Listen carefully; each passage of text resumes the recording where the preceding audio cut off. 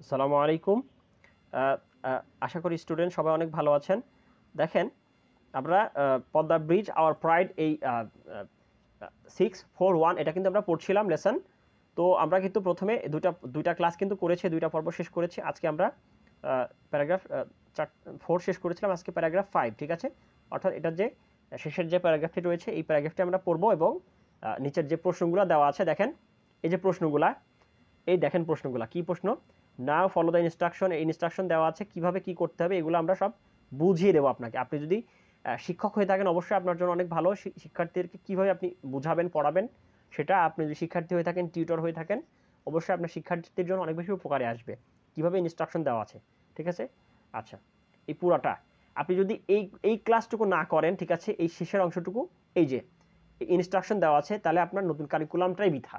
কারণ নতুন কারিকুলামের বিশেষ বৈশিষ্ট্যই হচ্ছে এই বিষয়গুলা। আগে তো সব এই শুধু রিডিং পড়া ছিল, তাই না? দেখেন একটা টেক্সট পড়লাম, এখান থেকে অনুবাদ করলাম এবং কিছু হোয়াট ইজ দ্য অমুক, হোয়াট ইজ দ্য তমুক, এই প্রশ্নগুলো করে কিন্তু শেষ ছিল ফাঁকিবাজি স্টাইলে। আচ্ছা, এখন কিন্তু কোনো ফাঁকি দেওয়ার কোনো সুযোগ নাই। তো দেখি প্যারাগ্রাফ 5-এ কী বলেছে। দেখেন প্যারাগ্রাফ 5, ফ্রম দ্য বিগিনিং, শুরু থেকেই, the Padma multipurpose bridge negotiation. Padma multipurpose bridge negotiation মানে পদ্মা বহুমুখী সেতুর আলোচনা। পদ্মা বহুমুখী সেতুর আলোচনা was hampered by controversy and conspiracy, ঠিক আছে, সমালোচনা এবং ষড়যন্ত্রের দ্বারা।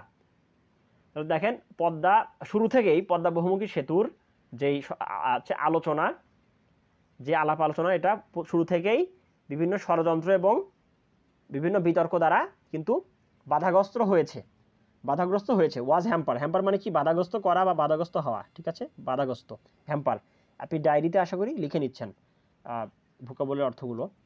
আচ্ছা, লোকাল অ্যান্ড ইন্টারন্যাশনাল কনস্পাইরেটর্স, দেখেন লোকাল, স্থানীয় এবং আন্তর্জাতিক ষড়যন্ত্রকারীরা, লোকাল অ্যান্ড ইন্টারন্যাশনাল কনস্পাইরেটর্স, স্থানীয় এবং আন্তর্জাতিক ষড়যন্ত্রকারীরা কনস্পাইড, ষড়যন্ত্র করেছিল, to hinder the completion of Padma bridge, Padma সেতুর সমাপ্তি, অর্থাৎ পদ্মা সেতুর কাজের সমাপ্তির বিষয়ে তারা অনেক বেশি ষড়যন্ত্র করেছিল। আ ইউনাইটেড ন্যাশনাল এফোর্ট, ঠিক আছে, দেখেন ইউনাইটেড ন্যাশনাল এফোর্ট মানে কি? একটি সংঘবদ্ধ জাতীয় প্রচেষ্টা। দেখেন আবার বলি, ইউনাইটেড মানে, ইউনাইট মানে কি? একত্রিত করা, হ্যাঁ, একসাথে করা, অর্থাৎ সংঘবদ্ধ, একসাথে করা। ন্যাশনাল এফোর্ট মানে কি? জাতীয় প্রচেষ্টা। এফোর্ট মানে EFFORT, এফোর্ট মানে প্রচেষ্টা, ঠিক আছে? আপনি ডায়েরিতে লিখে নেন, এফোর্ট মানে প্রচেষ্টা। তাহলে ইউনাইটেড ন্যাশনাল এফোর্ট মানে একটি সংঘবদ্ধ জাতীয় প্রচেষ্টা। অ্যাশুর দ্য কমপ্লিটেশন, সুনিশ্চিত করেছিল বা নিশ্চিত করেছিল। অ্যাশুর মানে কি? নিশ্চিত করা। The completion of this mega project, এই মেগা প্রজেক্ট বা এই মেগা প্রজেক্টের, এই মেগা পরিকল্পনা, এই মহা যেই উন্নয়ন পরিকল্পনা, মেগা প্রজেক্টের কমপ্লিটেশন বা সমাপ্তি, এই মেগা প্রজেক্টকে সমাপ্ত করেছিল কে? একটি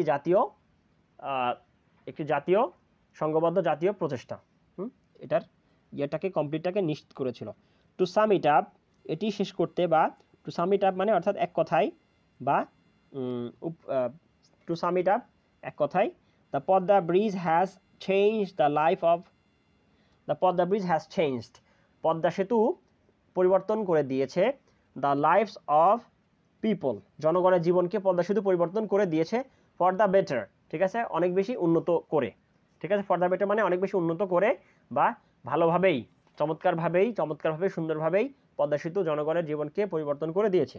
আচ্ছা, we should now put hour minds, মানে উই শুড নাও, আমাদের এখন উচিত, পুট আওয়ার মাইন্ডস, আমাদের মনকে রাখা উচিত, অ্যান এফোর্ট, এবং প্রচেষ্টাকেও রাখা উচিত। তাহলে দেখেন আমাদের মন এবং প্রচেষ্টাকে কোথায় রাখা উচিত? টু হারভেস্ট দ্য অপরচুনিটিস, ঠিক আছে, আমাদের মন এবং আমাদের প্রচেষ্টাকে কী করা উচিত? রাখা উচিত। To harvest the opportunities, harvest মানে কি? ধরেন ফসল বোনা হলো, ফসল সংগ্রহ করাটা, ঠিক আছে, অর্থাৎ মানে ফসল সংগ্রহ করা এক কথায়, ঠিক আছে, অর্থাৎ এই পদ্মা সেতুটা যে আমরা করেছি এটার যে ফল সংগ্রহ করা, ঠিক আছে, যোগাযোগ ব্যবস্থা উন্নতির মাধ্যমে, ব্যবসা বাণিজ্য বৃদ্ধির মাধ্যমে, হ্যাঁ, এই সবগুলোর মাধ্যমে আমরা যেন আমরা এই পদ্মা সেতুর যে উপকার বেনিফিটটাকে আমরা যেন ঘরে তুলতে পারি, ফসলটা যেন ঘরে তুলতে পারি। ঠিক আছে, এই জন্য আমাদের কি করা উচিত, প্রচেষ্টা করা উচিত, বা আমাদের মনকে এবং আমাদের প্রচেষ্টাকে রাখা উচিত টু হারভেস্ট দ্য অপরচুনিটিস, ওই সুযোগকে ঘরে তুলে আনার জন্য। ঠিক আছে, আচ্ছা, ইট ওপেন আপ, অর্থাৎ যার জন্য এটা করা হয়েছে, এটা করা হয়েছে কিসের জন্য, মূলত অর্থনীতি এবং মানুষের সোশ্যাল ইকোনমি, আর্থসামাজিক উন্নতি, যোগাযোগ ব্যবস্থায় সব কিছুর জন্য। তো এই যে জন্য করা হয়েছিল, আমাদের এখন মনোযোগ সহকারে এই বিষয়টাকে আরও বেশি ফোকাস করা উচিত। With a combined effort of all people, দেখেন উইথ আ কম্বাইন্ড এফোর্ট মানে কি, একটি সমন্বিত প্রচেষ্টা। আবার বলেন আমার সাথে সাথে, উইথ আ কম্বাইন্ড এফোর্ট মানে কি, উইথ আ কম্বাইন্ড এফোর্ট একটি সমন্বিত প্রচেষ্টা, এফোর্ট মানে প্রচেষ্টা, তাহলে উইথ আ কম্বাইন্ড এফোর্ট একটি সমন্বিত প্রচেষ্টা of all people from different works of life. হ্যাঁ, ডিফারেন্ট ওয়ার্কস অফ লাইফ মানে কি, বিভিন্ন প্রাণ মানে কি জীবনের, অর্থাৎ ধনী গরিব ছোট মানে অঞ্চল ভেদে সব ভেদে ডিফারেন্ট ওয়ার্কস অফ লাইফ। ঠিক আছে, জীবনের নানা প্রান্ত থেকে উঠে আসা লোকজনের উচিত। আচ্ছা, তাহলে দেখেন with the combined effort of all people from different works of life, সর্বস্তরের লোকজন, সর্বস্তরের জনগণ, তাদের সকলের সমন্বিত প্রচেষ্টার মাধ্যমে a new Ira of, Ira মানে কি যুগ, ঠিক আছে, ERA, ইরা মানে আপনি লিখে নেন যুগ, তাহলে আ নিউ ইরা অফ একটি নতুন যুগ, a new Ira of development, ঠিক আছে, অর্থাৎ উন্নয়নের একটি নতুন যুগ। আর নিউ ইরা অফ ডেভেলপমেন্ট মানে উন্নয়নের একটি নতুন যুগ, অ্যান্ড প্রসপারিটি এবং সমৃদ্ধির একটি নতুন যুগ, উইল বি অ্যাসিওর্ড, ঠিক আছে, নিশ্চিত করা হবে।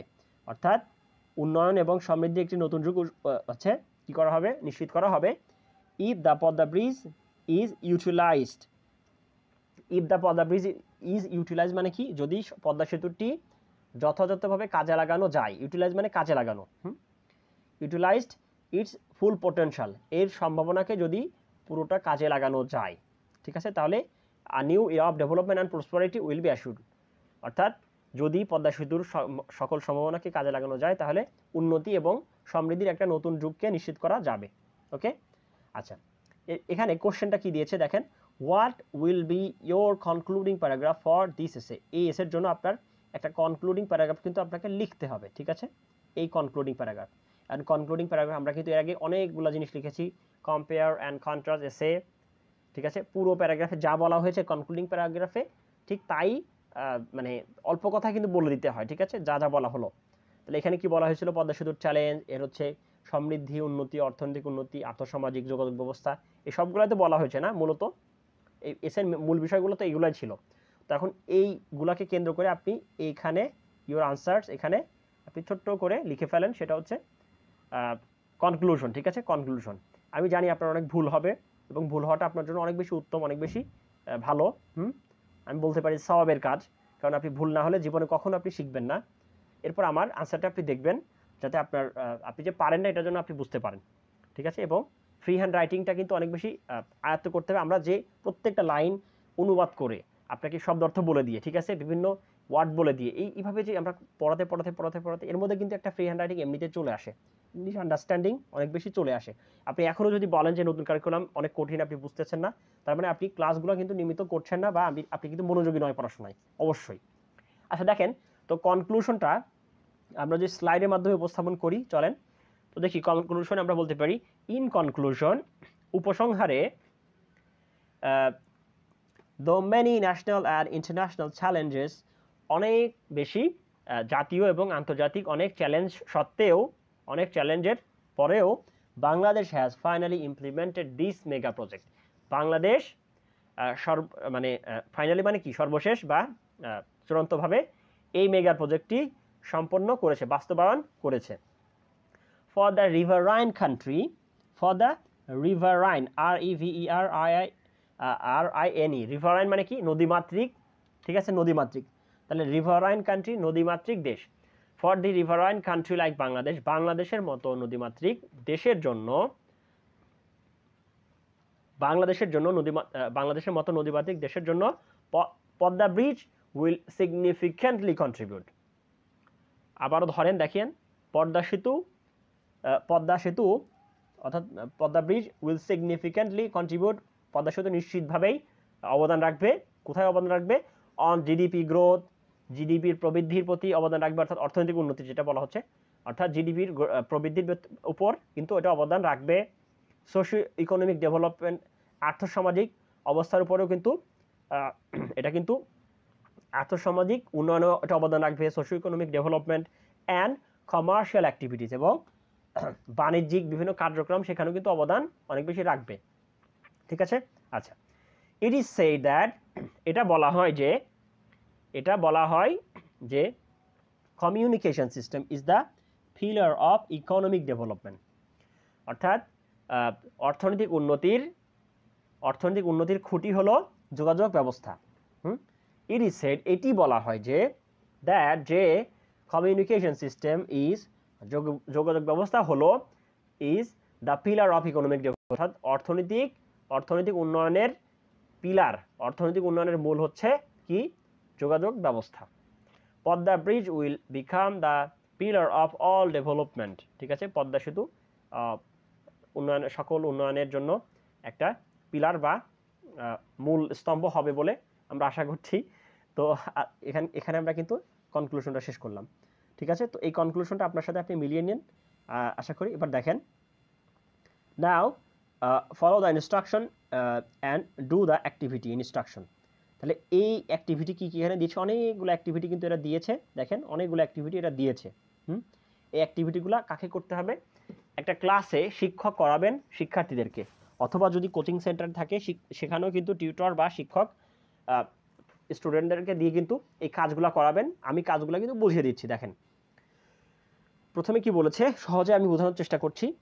Make group of 5 and count 1 2 4 5, অর্থাৎ 5 জনের করে গ্রুপ করতে হবে। ঠিক আছে? এটা গ্রুপে কাজ, 5 জনের গ্রুপ করতে হবে। প্রত্যেকটা গ্রুপে 5 জন করে মেম্বার থাকবে। ক্লাসে যদি 25 জন স্টুডেন্ট থাকে তাহলে ক্লাসে কয়টা গ্রুপ হবে? 5টা, 5 5 25। আচ্ছা, তো ক্লাসে যদি 50 জন স্টুডেন্ট থাকে তাহলে কয়টা গ্রুপ হবে? 10টা গ্রুপ হবে। ঠিক আছে? 5 10 50, এভাবে আর কি। মূলত 5 জন করে একটা গ্রুপে মেম্বার থাকবে।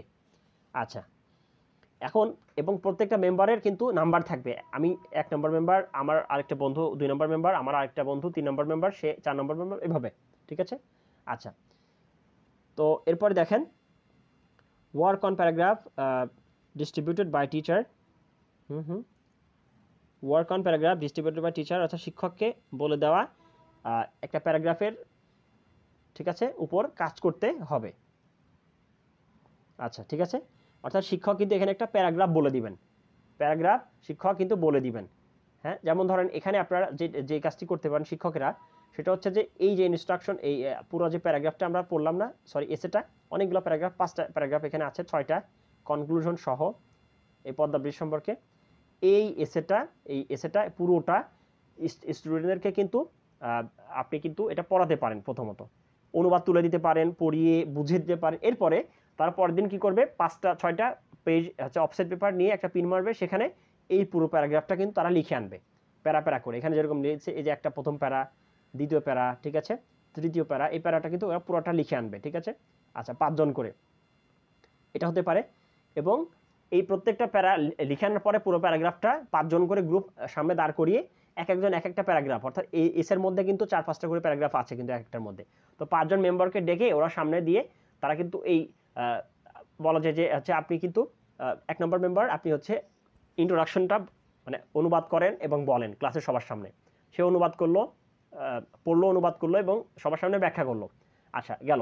এরপর 2 নম্বর মেম্বার, সে হচ্ছে বডি প্যারাগ্রাফ 1 পড়লো, 3 নম্বর মেম্বার বডি প্যারাগ্রাফ 2 পড়লো, এভাবে। ঠিক আছে? একটা গ্রুপকে খুব ভালো মতো ক্লাসের সামনে ডেকে নিয়ে কিন্তু প্রেজেন্টেশন দেওয়ানো যেতে পারে। এই লিখা প্যারাগ্রাফটির উপরেই তারা অফসেট পেপারে বা খাতায় না, প্রেজেন্টেশনের জন্য কিন্তু অফসেট পেপার ইম্পর্টেন্ট, এখানে লিখে আনবে এবং প্রেজেন্টেশন দিবে। তাহলে এর মাধ্যমে তার কী হবে? আন্ডারস্ট্যান্ডিং স্কিল নিজের তো বাড়বে, এবং ক্লাসের সামনে দাঁড়িয়ে যে প্রেজেন্টেশন দিল আরেকজনকে বোঝানোর দক্ষতাও কিন্তু তার বাড়বে। ঠিক আছে? আর একটা বিষয় কিন্তু শিক্ষাবিজ্ঞানে বলা হয়ে থাকে যে লার্ন টু টিচ, মানে শিক্ষা দেওয়ার জন্য শিখো। তাহলে শিক্ষণটা অনেক বেশি স্থায়ী হয়, অনেক বেশি ফলপ্রসূ বা ফ্রুটফুল হয়। ওকে, তো গেল।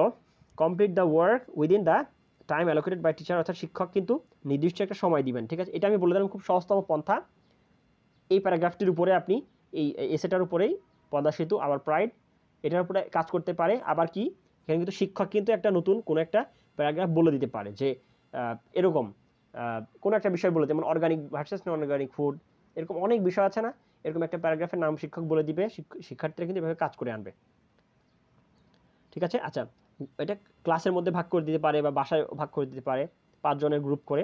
আচ্ছা, তাহলে শিক্ষকের বেছে দেওয়া ইয়া অনুযায়ী কিন্তু এটা করতে হবে, সময় অনুযায়ী। আচ্ছা, তাহলে এই আসলে এরপরে প্রত্যেকটা মেম্বার এটা কি শ্রেণী বিন্যাস করা যেতে পারে, হ্যাঁ রিঅ্যারেঞ্জ করা যেতে পারে কিভাবে?